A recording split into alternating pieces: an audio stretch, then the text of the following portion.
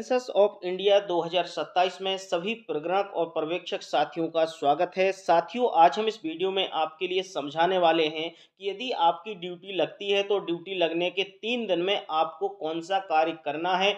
यदि साथियों आपने 3 दिन में इस कार्य को पूर्ण कर लिया है तो आपकी 50% जनगणना कंप्लीट हो जाती है, क्योंकि ये जो स्टार्टिंग का समय है बहुत ही महत्वपूर्ण है और इसको समझना भी जरूरी है। साथियों, इसको हमने 8 स्टेप में बताया है आपको। यदि आप ये 8 स्टेप समझ लेते हैं HLB लेआउट मैप तैयार करने की जो प्रक्रिया के, तो आपका सारा काम बिल्कुल आसान हो जाएगा। सबसे पहला पॉइंट है साथियों, इसको विशेष ध्यान रखिएगा, वह है HLB मैप को समझें। यानी जो HLB मैप को समझना है उसमें आपको साथियों HLB एरिया का पूरा लेआउट समझने के लिए जो आपका HLO ऐप है उस ऐप को आपने डाउनलोड कर लिया होगा। डाउनलोड करने के बाद HLB मैप को ध्यान से देखें और ध्यान देने के बाद साथियों उत्तर दिशा हमेशा ऊपर की हो, तो इस बात का विशेष ध्यान रखना। जब आप उसका मैप डाउनलोड करेंगे तो उसमें जो उत्तर दिशा होगी वो हमेशा ऊपर की तरफ रहेगी। एक पहला स्टेप हो गया। दूसरा स्टेप है साथियों अपना HLB एरिया जाने, यानी आपकी जिस एरिया में ड्यूटी लगी है, जो HLB आपको अलॉट हुआ है उसका विशेष ध्यान रखना है। कोई दूसरे HLB एरिया में ना आप पहुंच जाएं, अन्यथा उधर पे आपको परेशानी हो सकती है। इसलिए अपना HLB एरिया पूरा आप घूम लें और घूमने के बाद समझ लें और अपने जो आपके पर्यवेक्षक हैं उनसे अपनी बातें जो भी उनको शेयर कर लें, एक दूसरे से साझा कर लें और कोई भी डाउट ना रहे। इससे आपस में तालमेल बना के आपको काम करना है। तीसरी बात है साथियों सड़क और फिजिकल फीचर्स बनाएं, यानी डाउनलोड जो आपने HVL ऐप किया है उसमें HLB मैप में जो फील्ड ऑब्जर्वेशन के आधार पर सभी सड़कें हैं, गलियां हैं और लेन बनाएं, उनको बना लीजिएगा।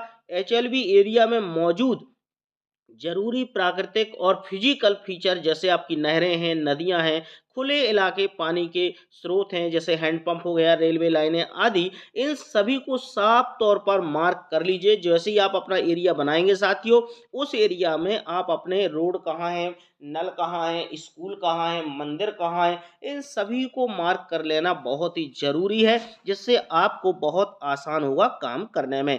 इसके बाद साथियों आपको क्या करना है, भवनों पर नंबर लिखना है।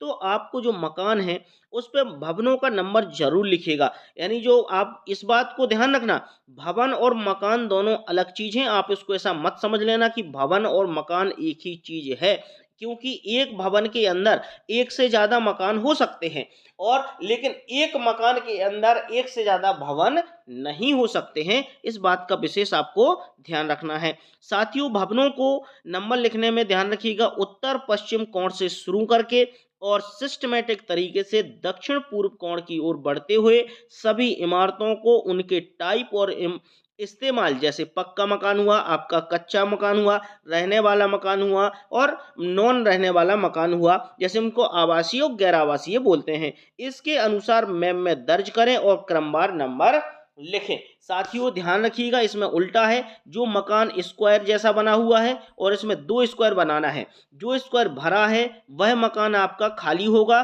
और जो मकान खाली है वह आपका भरा होगा। इसी प्रकार से आपको एक त्रिभुज बनाना है साथियों। त्रिभुज वाला मकान होगा वह आपका कच्चा मकान होगा और जो त्रिभुज वाला भरा मकान होगा वो भी कच्चा होगा लेकिन वो गैर आवासीय होगा। इस प्रकार से आपको पूरे लेआउट में इन चीजों को दर्शा देना है। इस बात का विशेष आपको ध्यान रखना है। ठीक, अगली बात है साथियों स्कूल, पार्क, पूजा स्थल, कार्यालय और दूसरी खास जगहों को चिन्हित करें। यानी जो आप अपना मैप बना रहे हैं उस मैप में ध्यान रखिएगा जितने भी आपके गांव में स्कूल है, कोई पूजा स्थल है या कोई मंदिर है या जो भी चीजें हैं उनको जरूर आप मार्क कर लीजिए, जिससे आपको परेशानी नहीं होगी। इसमें ध्यान रखना कि आपका आवासीय है, गैर आवासीय है, जैसा भी होगा उसको जरूर मार्क कर लें। इसके बाद साथियों सुपरवाइजर के साथ क्रॉस वेरिफिकेशन आप जरूर कर लें।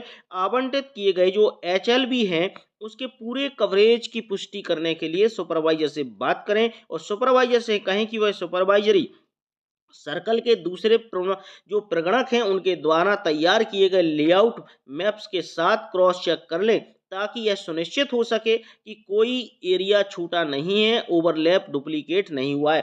क्योंकि साथियों जैसे ऐसा हो सकता है कि एक आपको गली ऐसी जा रही है और ऐसा जा रहा है, ठीक है। और इधर से एक गली ऐसी आई, वो एक कोने का मकान है, इसका एक दरवाजा इधर है, एक दरवाजा इधर है। तो ऐसा हो सकता है कि आप इस एचएलवी में हो या वो ये व्यक्ति इस एचएलवी में हो, तो आपने क्या किया कि इस मकान को आपने भी नंबर दे दिया और इस एचएलवी वाले ने भी इसको नंबर दे दिया। तो यहाँ पर आपकी गलती हो जाएगी, ओवरलैप हो जाएगा, यानी डुप्लीकेट हो जाएगा। इसका आपको विशेष ध्यान रखना है। इसके साथ साथ फाइनल करने के लिए साथियों, एचएलओ के पहले 3 दिन के दौरान तैयार किए गए लेआउट मैप को पहले ड्राफ्ट के तौर पर बनाएं, यानी इसको फाइनल ना बनाएं, इसको ड्राफ्ट के तौर पर बनाएं, यानी आपने रफ में बना लें। रफ में बनाने के बाद साथियों, एचएलओ ऐप के जरिए एचएलओ डेटा कलेक्शन पूरा होने के बाद लेआउट मैप को रिव्यू करें और ज़रूरत के हिसाब से कोई छूटी हुई बिल्डिंग है उसको जोड़ें, या गलती से कोई शामिल हो गई तो उसको हटा दें। क्योंकि यदि आपके इसमें मान लिया कि 4 मकान आ रहे हैं